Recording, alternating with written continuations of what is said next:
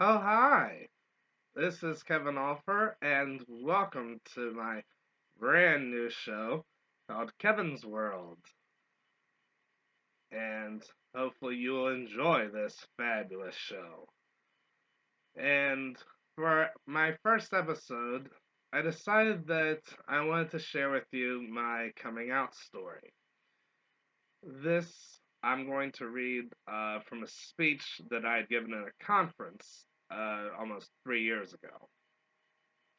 So, here we go. From denial to acceptance, my coming out story. Back to the beginning. Hi, my name is Kevin Brian Offer. I was born in Richmond, Virginia in 1978. When I was almost 9 years old, I was diagnosed with Asperger's syndrome. Having Asperger's, I learned quickly how to obey the rules of right and wrong set forth by my teachers at school and by my grandmother who raised me. However, school was very difficult for me because I didn't have that many friends. Now, I would like to share with you a world of thoughts that I kept secret during my adolescence. The 5 stages that I personally went through as I discovered my sexuality are denial, questioning, guilt, depression, and acceptance. This is a story of my life changing journey through these stages. Denial. In 6th grade, I entered middle school in Richmond. I was about to turn 12 and about to enter puberty. In gym class, we started switching into our gym uniforms in locker rooms. As we were getting undressed, I started noticing boys in a different way. This had never happened to me before. Because this attraction was so new to me, I wasn't sure what to do. All I knew was that I had to keep these feelings secret, and I was trying to get rid of them within myself. I knew I was supposed to have crushes on girls. Why was I so attracted to boys? In 8th grade, while most of the guys were dating girls, I had two imaginary girlfriends. The first was Elizabeth, and the second was Kara Stevenson. I guess this was my coping mechanism for not being able to date a real girl. I guess I suppressed and hid my feelings about boys because I was afraid that I'd be ostracized, or worse, that I'd end up like Matthew Shepard, a young college student who was beaten to death for being gay. In 10th grade, I moved to Fort Myers, Florida. One day, as the boys in my gym class were changing clothes in the locker room, I started to obsess over how attractive a 9th graded boy looked in his underwear. In a trance, I stared at him. I believe my staring was in some way connected to my Asperger's, because I've heard that many Aspies stare. A few moments later, this boy caught me and said, "What are you looking at?" To which I replied, "Nothing." For all the secret attractions on boys that I had, I never dated anyone during my middle school and high school years. I hear that Aspies are late bloomers. My secret attractions to guys continued into my early 20s when I bought the first season of Queer as Folk. I would wait until my grandmother, whom I called Nornie, went to bed, and then I would lock my bedroom door and watch episodes of the show. Let's just say I learned stuff that I didn't learn in sex education in high school, yet throughout all this, I still believed I was straight. Questioning. When I was almost 23, my grandmother Nornie and I moved to Sanibel, Florida. I started seeing a psychologist, accompanied by my grandmother, uncle, and aunt. The weirdest thing was that when I introduced myself to the psychologist, I said, "Hi, my name is Kevin Offer, and I am a heterosexual."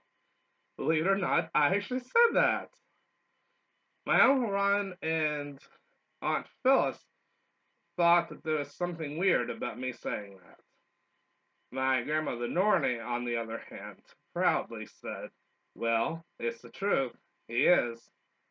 My grandmother was ultra conservative, ultra Republican, and Roman Catholic. However, my psychologist started probing deeper into my thoughts.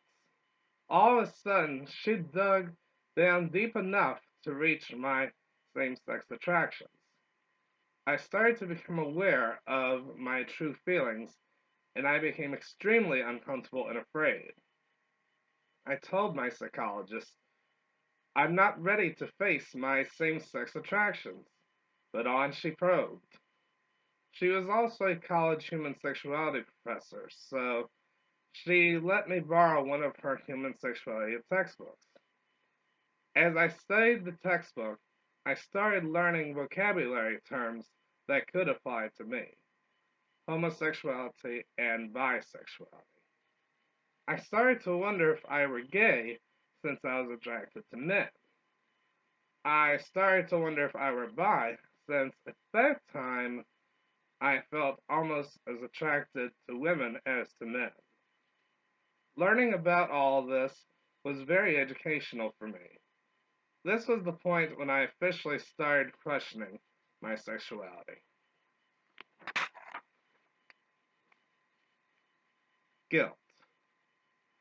Now, due to the fact that I was questioning my sexuality and was also being raised Christian, I started feeling really guilty about my feelings. I read scriptures from the Bible saying that homosexuality is unnatural. And once, when I told my ultra conservative grandmother that I supported gay rights, she responded disapprovingly, "Kevin, do you know what gay men do?" I thought to myself, "Yes, Nornie, I've seen Queer as Folk. I know what gay men do." I was convinced I was sinning against God because of what I was thinking about. I also felt I was sinning against my grandmother because I felt that she would not approve of my secret feelings. During this time, I also started having feelings and fantasies about two of my straight best friends. I began obsessing about them so much that it was all consuming. I knew this would lead to nowhere. They were straight. This was a dead end. Why was this happening? There's something wrong here. I didn't know what to do.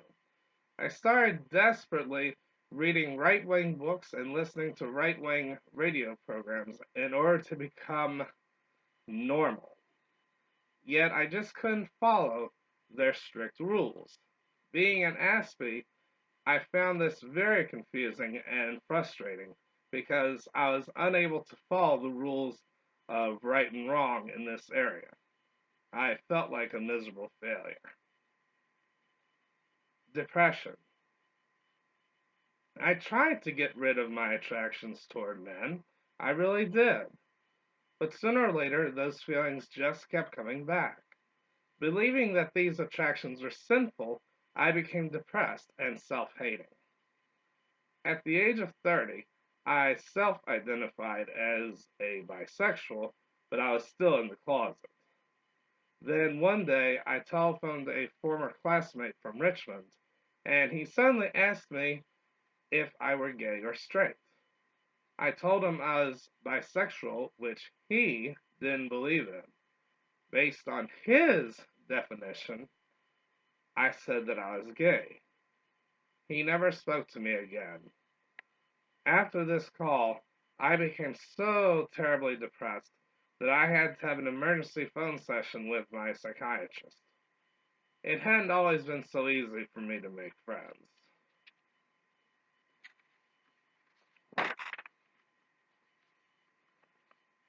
As time went on, my grandmother, who had raised me since I was a little boy, was diagnosed with pancreatic cancer. She died in September of 2009. as a rather unusual response to her death. With my newfound independence and the isolation I felt in Captiva, where I lived at the time, I started calling singles hotlines for gay and bisexual men to the point where I was running out of money. One particular guy on the hotline helped me to face the one thing that I had been afraid to admit all these years. I'm not straight. I'm not even bisexual. I'm gay. Acceptance. Just a few short days before my 31st birthday, I finally came out. It felt a little weird. The first people I told were my Uncle Ron and my Aunt Phil. They were so supportive. I think they knew I was gay even before I did. I feel there is a reason that I came out a month after my grandmother died. I knew she would have been either disappointed in me or concerned about my health. I felt that she would have been the second hardest person to come out to.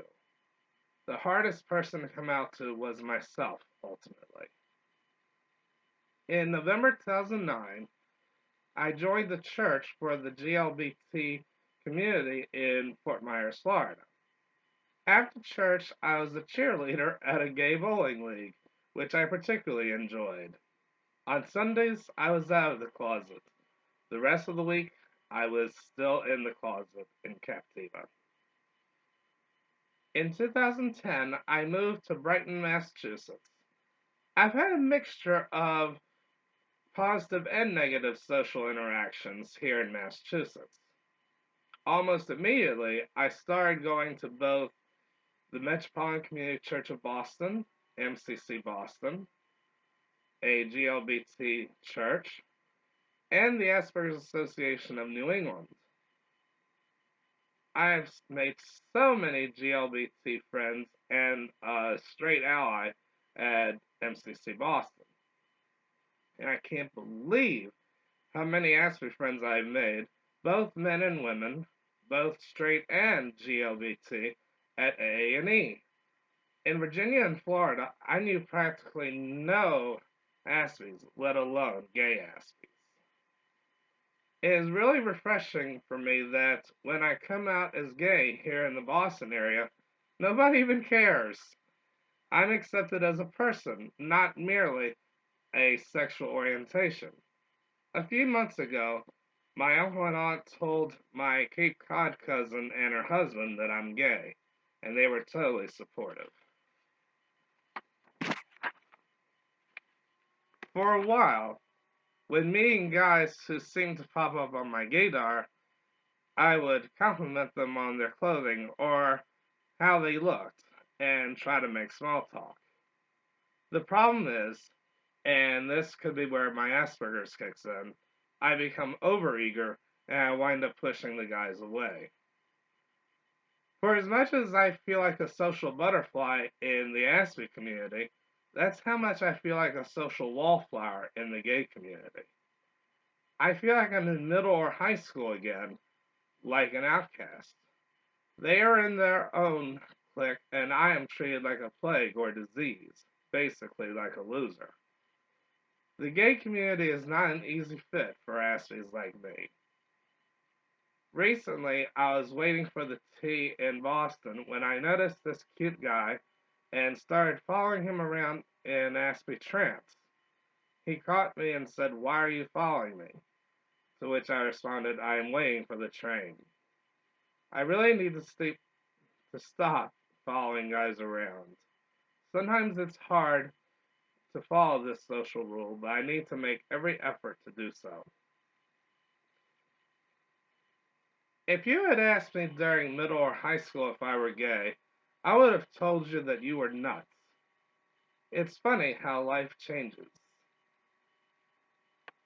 Speaking of how life changes, quite a bit has changed over the past few years since I wrote this speech. For one thing, I now live in Randolph, Massachusetts on the South Shore, which is a nice place to live. And also, most importantly, I now have a boyfriend. His name is Michael. And you also probably see him on another show that we do together. Uh, it's been called the Mike Vince Show now. I think we're going to change the title to the K&M Show. But anyway, I just thought I'd pass that news along. So, anyway, I apologize for this episode being lengthy today, as this is for my coming out story that I felt that I wanted to share this with you. So, anyway, that'll be it for the show today. Uh, thanks for watching. I hope you enjoyed the show. Like, comment, and subscribe. I love you, peeps, and I will see y'all later. Bye bye for now. Mwah.